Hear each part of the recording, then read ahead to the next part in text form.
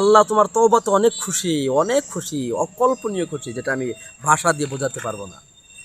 রাসূল সাল্লাল্লাহু আলাইহি ওয়াসাল্লাম সহিহ বুখারীর বর্ণনাতে তিনি বলেন, আল্লাহর কাছে তুমি যখন তওবা করবে, আল্লাহ তোমার আসমান জমিন ভর্তি পাপ ক্ষমা করবেন।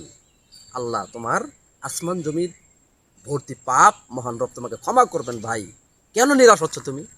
আল্লাহ বলেছেন না, লা তাকনা তুমি রহমাতিল্লাহ, ও মানুষ আমার রহমত থেকে নিরাশ হয়ে যাইও না। আল্লাহ কিন্তু বলছেন, আল্লাহ কত খুশি। আসো, সহিহ বুখারীর বর্ণনার হাদিস, বিশ্বনবী বলেন, একজন ব্যক্তি তার হারানো উট খুঁজে পেয়ে, একজন ব্যক্তি মরুভূমিতে যাচ্ছে, হঠাৎ করে মরুভূমিতে তার পানি পিপাসার কারণে বা ক্লান্তর কারণে রাস্তাতে শুয়ে পড়েছে একটা গাছের নিচে।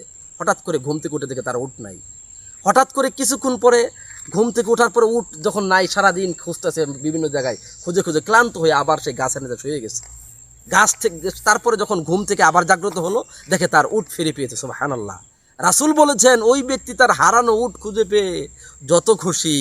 তুমি আল্লাহর কাছে যখন তুমি দোয়া করবে, আল্লাহর কাছে যখন ক্ষমা চাইবে, আল্লাহ সুবহানাহু ওয়া তাআলা তোমাকে ক্ষমা করতে এত পরিমাণ খুশি অনুভব করবেন। জোরে সুবহানাল্লাহ। তাহলে কেন তুমি নিরাশ হচ্ছ আমার ভাই? তোমার গুনাহ আল্লাহ ক্ষমা করবে, তোমার আসমান জমিন সমস্ত পাপ ক্ষমা করবে, কিন্তু শিরিক গুনাহ ক্ষমা করবে না। শিরকের জন্য তোমাকে তাওবা করতে হবে।